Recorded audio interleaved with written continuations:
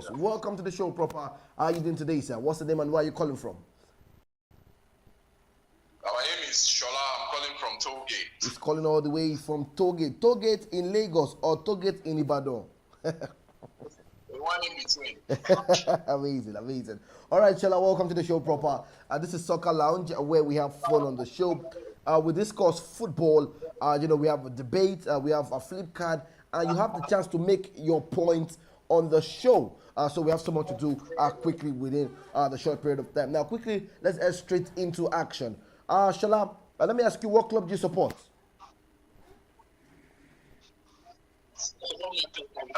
You support what club? Manchester United. Manchester United is the club Shola is supporting. He's supporting Manchester United, and I'm sure we know the current situation about Manchester United. Shola, you know that your manager has extended his contract. How do you feel about that, or were you expecting him to leave the job? Well, it wasn't really shocking to me when I got the news. I saw the news rather that he had been, reappointed, like extended his contract. Because, truth be told, Man United need to come to the point of decision that they can't just be doing like every other, away from the Pakistan era where we had Moyes. Yes, we also had this man, coach. His name just skipped my mind. I had Louis van Gaal. And then we also went to the Oli era. Yeah. Back and forth like that. I feel like Man United needs some being. And one way to get that is to leave the coach trying to do something with the player, give him time. Do what he can do with those players. After it ended for Man United, it was a promising one. I mean, at least we got a trophy, unlike many other clubs that can even, that even, thought they had their hands on something. Man United, against all odds, defeated the great Manchester City to land the FA Cup trophy. Which is actually a big deal. If you look at it in the Premier, it's a very, very big deal. For Man United, actually love. There are so many things that they considered that made them retain it. And I feel like they moved right direction. Because there's some sort of coherent players right now. Yeah. And given time, it would actually definitely yield positive results. So, big ups to the Man United board and big ups to Erik ten Hag. I mean, he's been given the time he needs right now. Yeah. And hopefully, he gets to deliver as expected. All right, Shola, still talking about Manchester United. The report we are getting in right now is that Jadon Sancho, I remember the fallout between Erik ten Hag, is that being settled already with Manchester United? Also, we got the report that he would join the training. Also, remember Ruud van Nistelrooy and Renan Ake also have been pictured in Carrington earlier this morning. Also, we got the report that Joshua Zeki is going to be the new striker added to Rasmus Højlund also, and also Matthias de Ligt. All this addition, are they a big plus to Manchester United going forward for next season?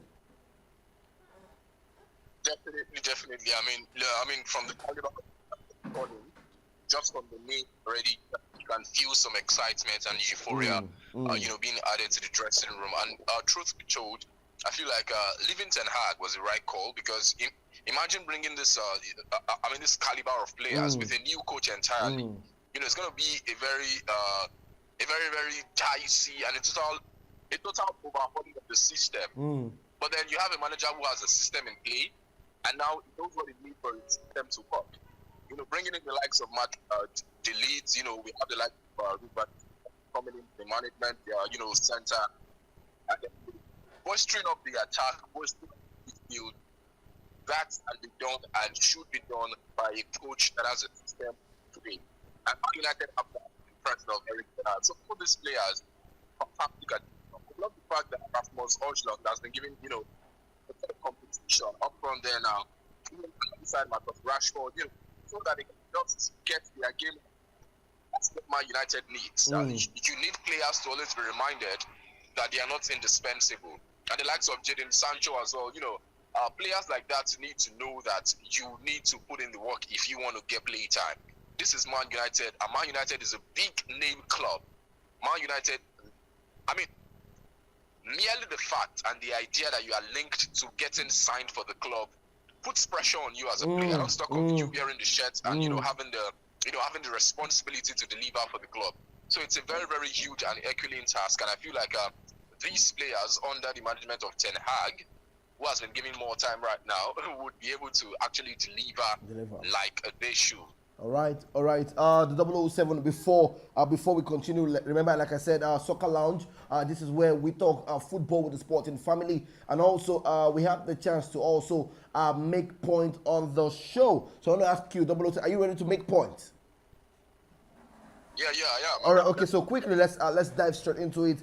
This is the OBJ questions with options for you. Who scored the first ever Premier League goal? Who scored the first ever Premier League goal? We have A, Eric Cantona. We have B, Brian Dean. We have C, Alan Shearer. And we have D, Teddy Sheringham. I think I'll go with B. Brian Dean. Yes, Brian Dean. Okay.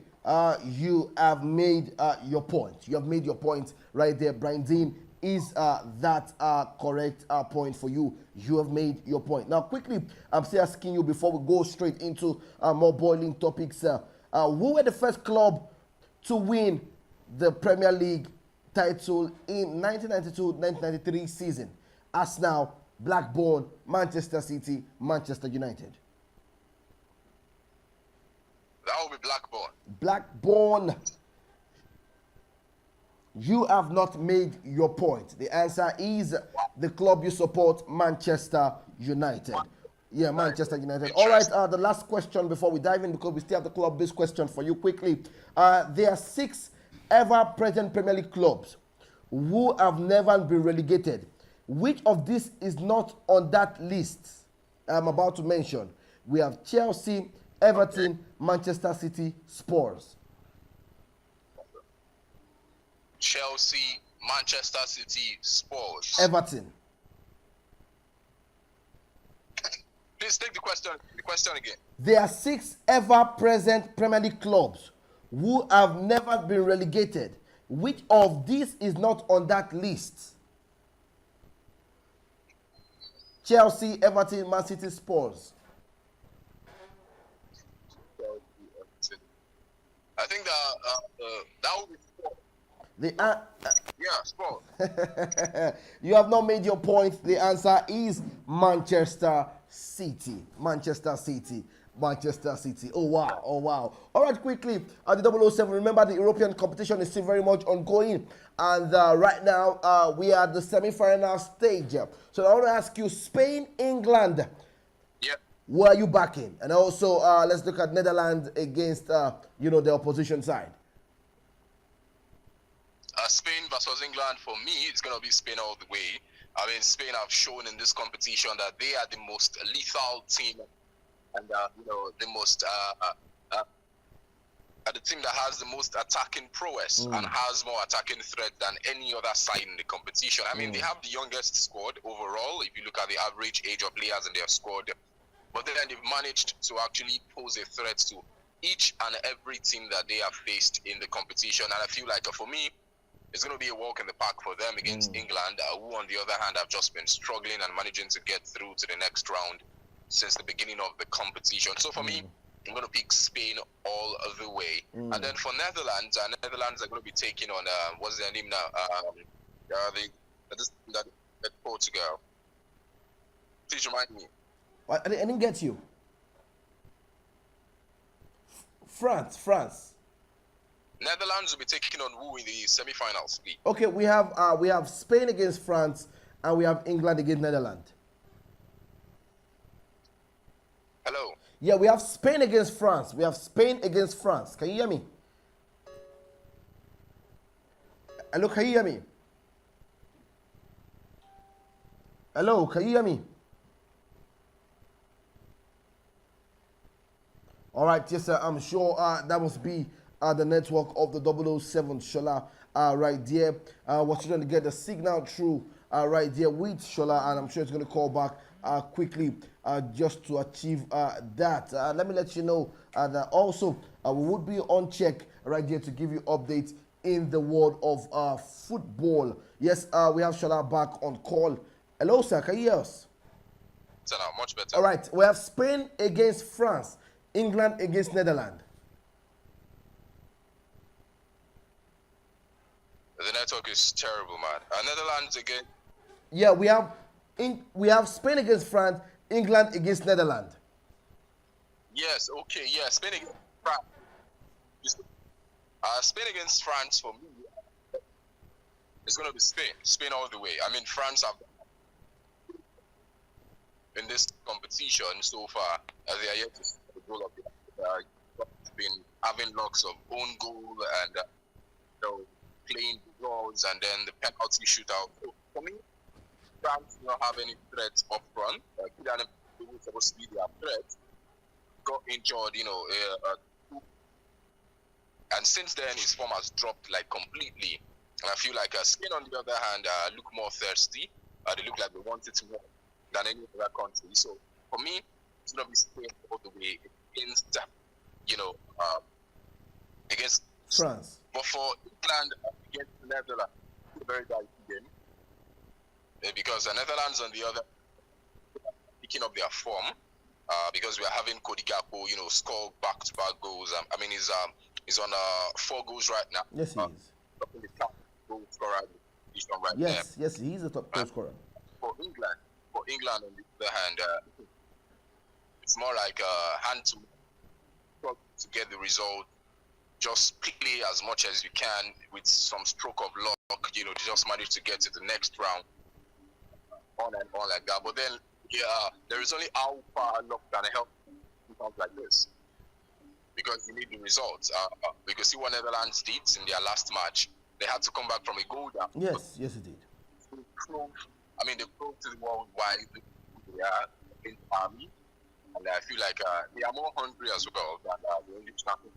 Gareth hasn't really been getting things right with his formation and everything. We see from the very first game, it's been a walk and here and there, not knowing who to use. So for me, Netherlands, versus Spain final for me.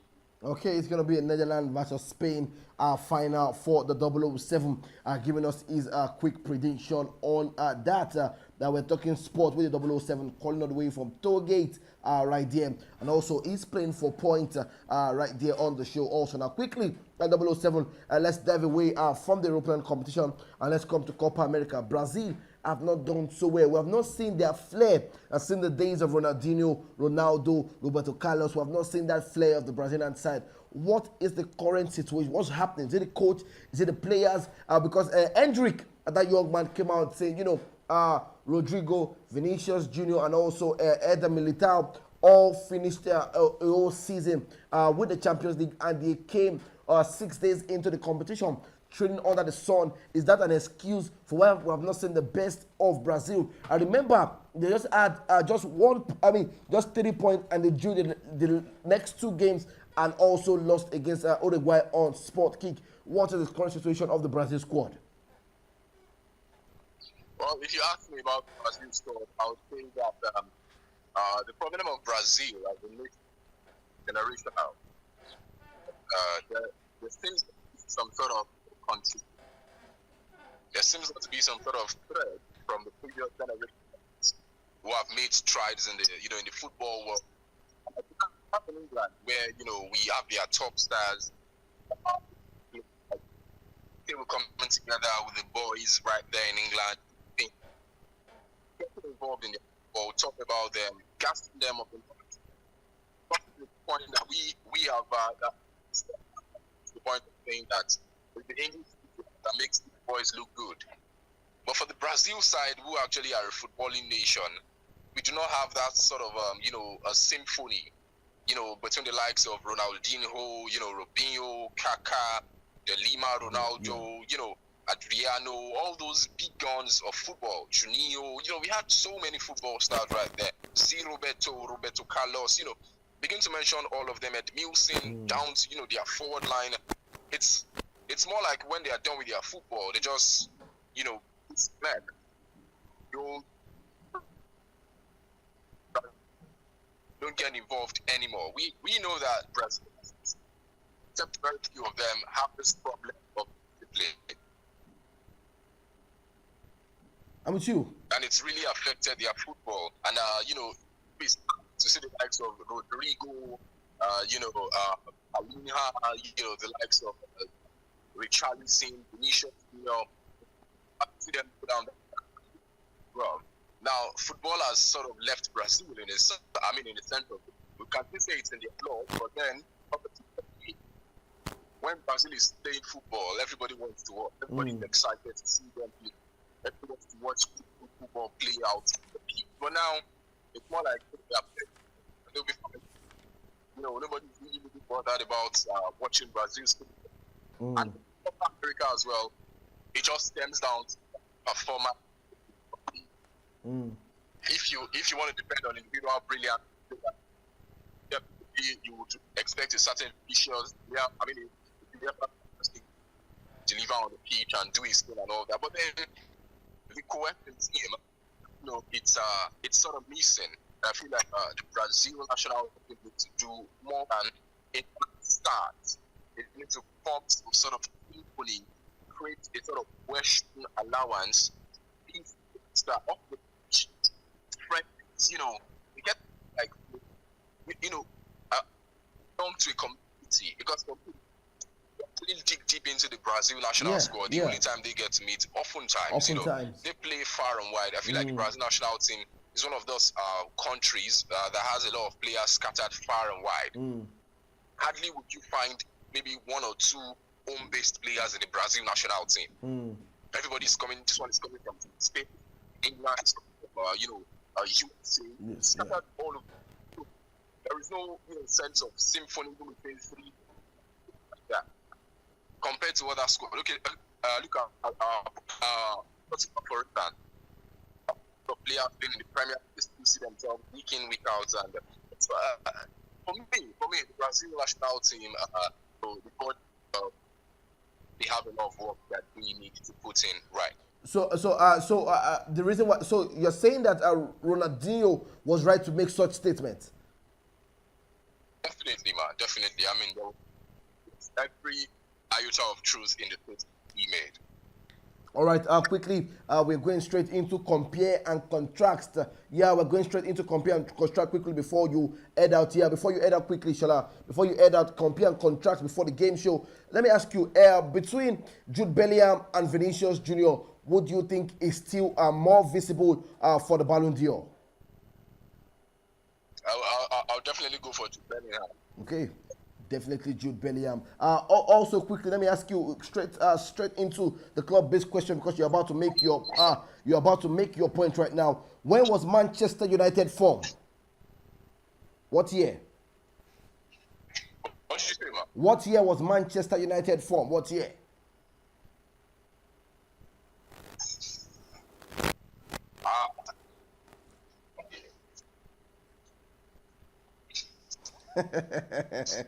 All right, Shala's not made the point. The year was 1878. That was the year 1878. That was the year Manchester United was formed.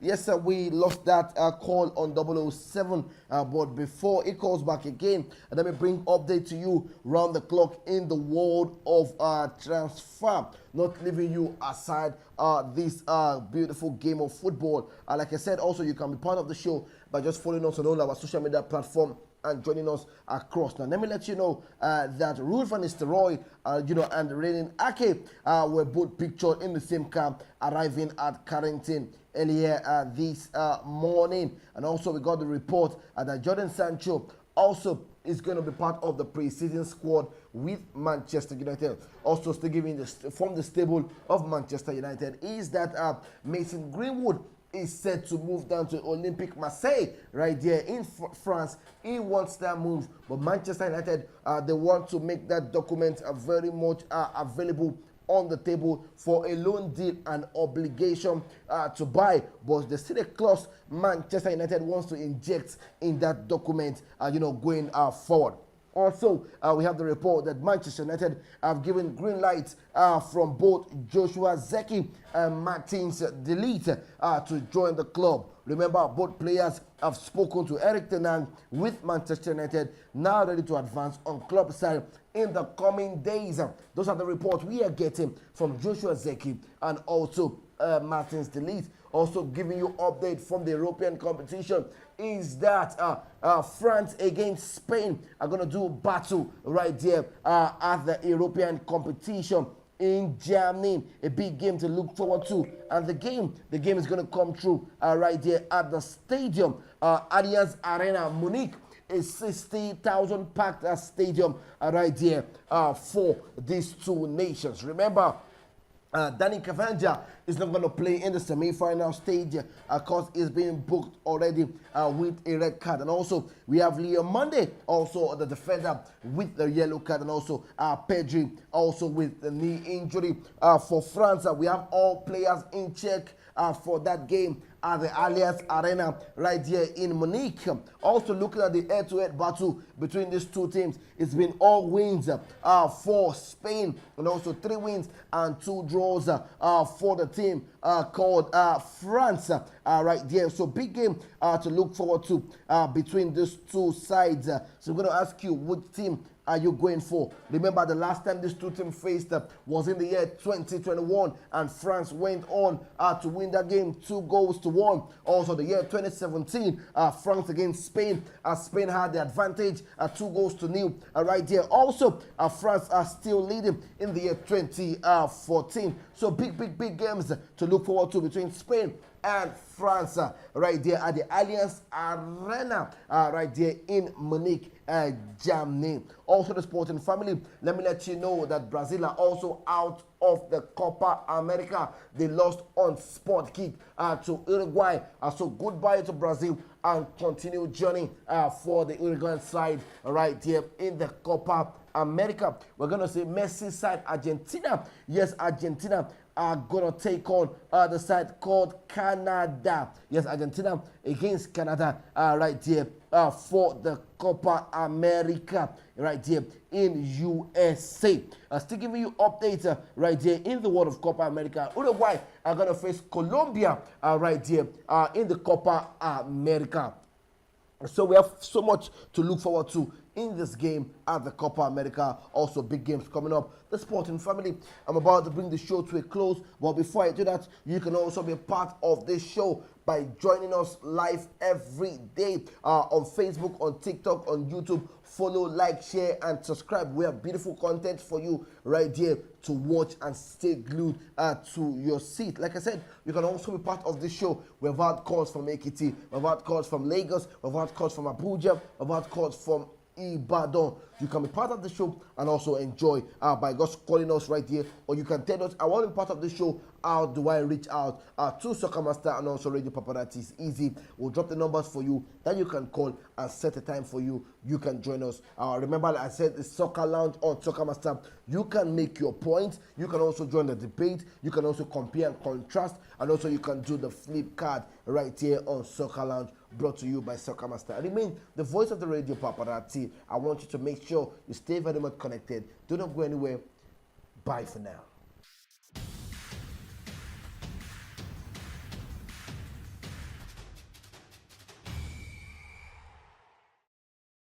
All right, the beautiful.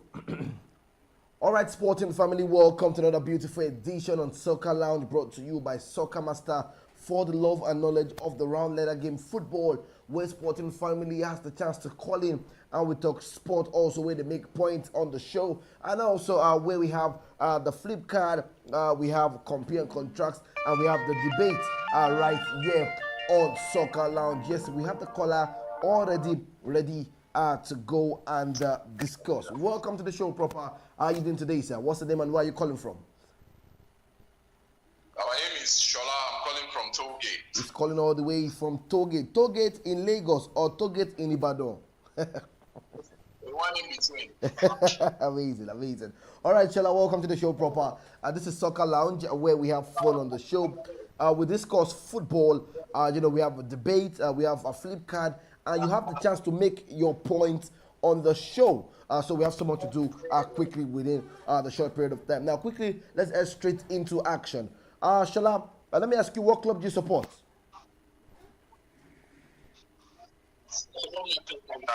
You support what club? Manchester United. Manchester United is the club. Shola is supporting Manchester United, and I'm sure we know the current situation about Manchester United. Shola, you know that your new man, your manager has extended his contract. How do you feel about that, or were you expecting him to leave the job? Well, it wasn't really shocking to me when I got the news. I saw the news rather that he had been, reappointed, like extended his contract. Because, truth be told, Man United need to come to the point of vision that they can't just be doing like every other, away from the Pakistan era. This man, coach, his name just skipped my mind. I had Louis Van Gaal. And then we also went to the Oli era, yeah. Back and forth like that. I feel like Man United needs some being, and one way to get that is to leave the coach trying to do something with the player, give him time to do what he can do with those players. After it ended for Man United, it was a promising one. I mean, at least we got a trophy. Unlike many other clubs that can even, I even, thought they had their hands on something. Man United, against all odds, defeated the great Manchester City to land the FA Cup trophy. Which is actually a big deal. If you look at it in the Premier, it's a very, very big deal for Man United to actually land. There are so many things that they considered that made them retain it. And I feel like they moved right direction. But there's some sort of players right now